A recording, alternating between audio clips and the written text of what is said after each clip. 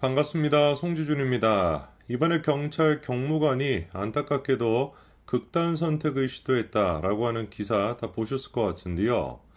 요즘 같은 경우는 근데 극단 선택을 시도했다. 그리고 특히나 이제 뭐 정치권에서 이런 얘기가 나오면 자연스럽게 연결이 되는 한 사람 있지 않습니까? 바로 이재명 대표가 연결이 되는데 그도 그럴 것이 지금까지 이재명 대표를 둘러싸고 4명이나 극단 선택을 하다 보니까 정치권에서 극단 선택을 했다라고 하는 기사가 나올 때마다 자연스럽게 이재명 대표가 떠오를 수밖에 없는 그런 상황입니다. 실제로 그런데 이번에 경찰 경무관을 둘러싸고도 혹시나 이재명 대표가 연관돼 있는 거 아닌가 이런 얘기가 스멀스멀 나오고 있는데요. 오늘 제가 영상을 통해서 도대체 어떤 이유 때문에 이것조차도 이재명 대표랑 연관이 되어 있다는 것인지 도대체 그 안타까운 선택을 했던 경무관이 과거에 어떤 관련된 일을 하고 있었길래 그런 얘기가 나오는 것인지 그거를 좀 정리해드리고자 합니다. 일단 많은 분들이 이 기사를 보셨을 겁니다. 서울경찰청의 경무관이 극단 선택이 추정이 된다 이런 얘기가 나왔었는데요. 경찰의 계급표를 보니까 경무관 하면은 네 번째로 높은 계급이더라고요. 치안총관부터 시작해가지고 네 번째 이제 계급이 경무관이 됩니다. 자연스럽게 그러다 보니까 질문이 드는 거겠죠. 다른 데도 아니고 서울경찰청이고 그리고 이제 경무관 정도 된다라고 한다면 그렇게 높은 직급인데 어떤 이유 때문에 도대체 극단 선택을 시도했다라는 것이냐. 일단 기사를 자세히 보니까 이런 얘기가 나오고 있습니다. 경찰이 일단 극단 선택 의심 신고를 받고 출동해서 주거지 인근을 수색하던 중에 이 건물 3층 난간에 쓰러져 있던 정 경무관을 발견했다라는 것인데 이게 좀 말이 앞뒤가 안 맞다라는 생각이 들거든요. 예를 들어가지고 우리가 누군가가 극단 선택을 시도하는 것 같아가지고 경찰에 전화를 걸어가지고 신고하고 있다라고 가정을 해보자고요. 뭐라고 얘기하겠습니까? 누군가가 지금 뭐 어디에 올라가 있는데 건물 뭐 어디 올라가 있는데 뭐 그런 선택을 할 것 같습니다. 이렇게 이제 신고하지 않겠습니까? 그럼 경찰이 현장에 도착해가지고 인근을 수색할 일이 뭐가 있겠냐고요. 어디 있을지 뻔한 거 아니겠습니까? 근데 지금 얘기를 들어보니까 인근을 수색을 했고 그렇게 수색해던 와중에 우연찮게 3층 난간에 떨어져 있다라는 것을 발견했다라는 거니까 이거는 제가 보기에 신고를 했던 사람이 처음에 얘기했던 그 얘기랑 그러니까 내가 누군가가 지금 보이는데 뭔가 할 것 같아요 라고 했던 그 위치에 대한 설명과 실제 경찰이 현장에 도착했었을 때 그 내용이 맞지 않았을 가능성이 높다라는 생각이 듭니다. 그러다 보니까 좀 개인적으로는 이 신고를 했다라고 하는 사람이 어떤 신고 내용을 얘기를 했는지 구체적인 그게 좀 필요하지 않을까라는 생각이 들고요.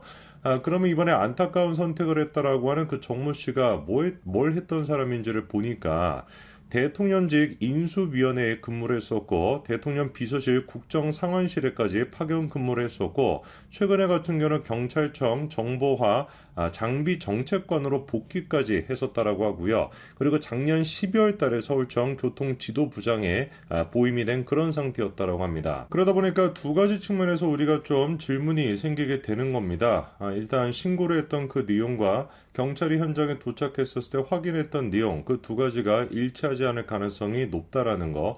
그리고 또 한 가지 같은 경우는 이 정태진 이분이 최근까지 뭐 그렇게 경력이나 이런 걸로 봤었을 때 나쁜 상황 아니었고 오히려 이제 승진을 했던 그런 상황이었음에도 불구하고 왜 도대체 안타깝게 이런 선택을 하게 됐을까라는 질문이 들게 되는 것인데 그러다 보니까 자연스럽게 이제 이분의 이번 선택을 두고서 어떤 다른 정치적인 이유가 있었던 거 아닌가. 바꿔 얘기해서 이분이 담당했던 수사가 혹시 뭐 다른 거랑 연결이 돼 있는 거 아닌가. 뭐 이런 얘기가 나오고 있는데요.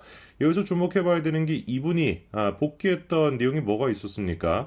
경찰청의 정보화 장비 정책관 요 직을 맡은 적이 있었는데 여기서 근데 이제 자연스럽게 우리가 얘기가 나올 수밖에 없는 게 민주당에 최근 들어가지고 장비화 그리고 이제 정보 이런 거와 연관돼 가지고 논란이 있었던 적이 있거든요. 특히나 이 부분에 대해서 중앙일보가 다음 같은 단독 기사를 쓴 적이 있습니다. 이재명을 뽑은 민주당 대선 경선이 대리 투표가 있었다라는 것이고 그거에 대해서 관리업체가 시인했다 이런 식의 단독 기사가 나온 적이 있었는데 이낙연 후보 캠프의 핵심 관계자라고 하는 사람이 당시 경선을 관장한 업체가 선거인단 데이터베이스를 운영하면서 온라인 투표 시스템을 개발하고 투 개표 관리까지 독점을 했다는 겁니다. 게다가 경기도 농수산진흥원의 위탁회사였기 때문에 이재명 후보와 가까운 사이가 아니냐라고 하는 의심까지도 샀다라는 것이죠.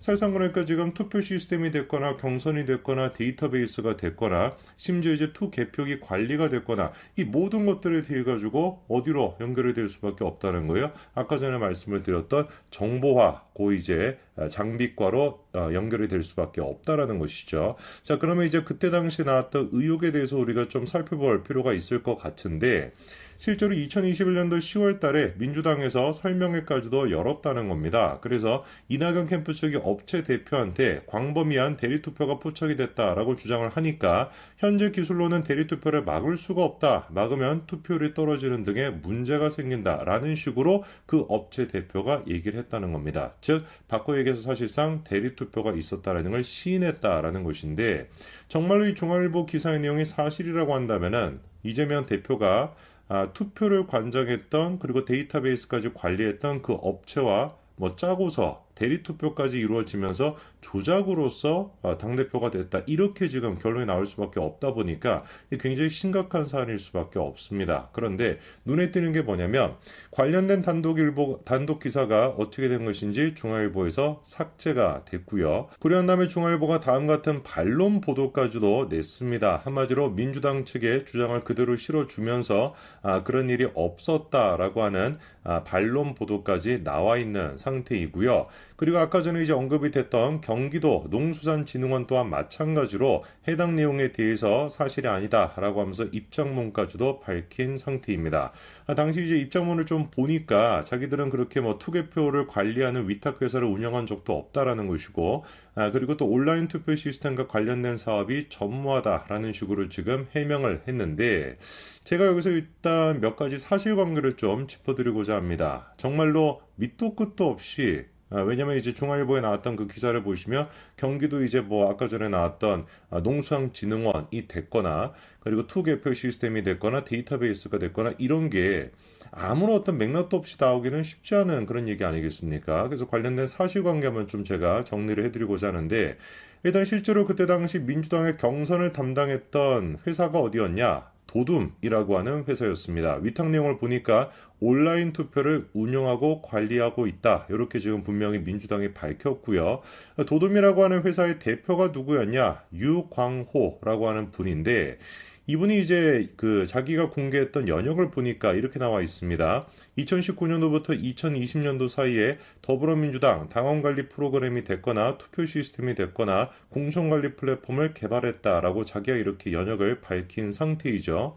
근데 이분이 또 과거에 에세이쿠프라고 하는 회사의 이사직까지 맡았는데 그 에세이쿠프가 뭐 하는 곳인지를 보니까 경기도에서 생산자와 소비자가 함께 농산물을 나누는 공유 농업 사업을 진행했다라고 이렇게 밝히고 있습니다.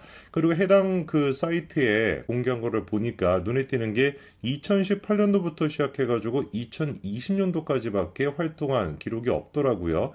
딱 이 기간이 어떤 기간이겠습니까? 그렇죠. 이재명이 경기도 지사였던 그 기간과 겹친다라고 볼 수가 있겠죠. 그렇죠?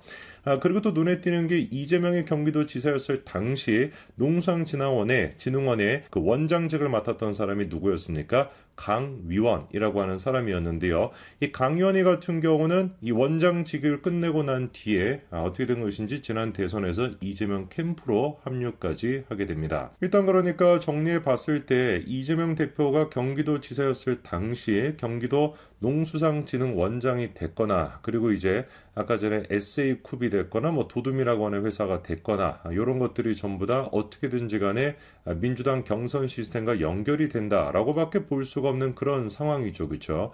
근데 하필이면 이런 상황에서 이번에 안타깝게 극단 선택을 하신 분이 이런 수사를 진행할 수 있었던 그런 배경이 있던 거 아니냐라고 하는 맥락과 연결이 되다 보니까 자연스럽게 이제 이것 또한 마찬가지로 이재명 대표랑 혹시 극단 선택을 한 게 뭔가 이분이 진행하고 있던 수사가 그렇게 또 되는 거 아니냐 이런 얘기가 나오고 있는데 조금 더 지켜봐야 될 것 같습니다. 아직까지는 이번에 극단 선택을 하신 분이 도대체 어떤 이유 때문에 그리고 어떤 수사를 진행하고 있었길래 그런 선택을 했는지가 공개가 안 되고 있습니다만 제가 보기엔 딱 한 가지 아까 전에 그분이 어떤 수사를 평상시 하고 있었는지 요거만 이제 확인이 된다라고 한다면 충분히 제가 보기엔 지금 나오고 있는 의혹에 대한 실체도 우리가 파악할 수 있을 것 같습니다.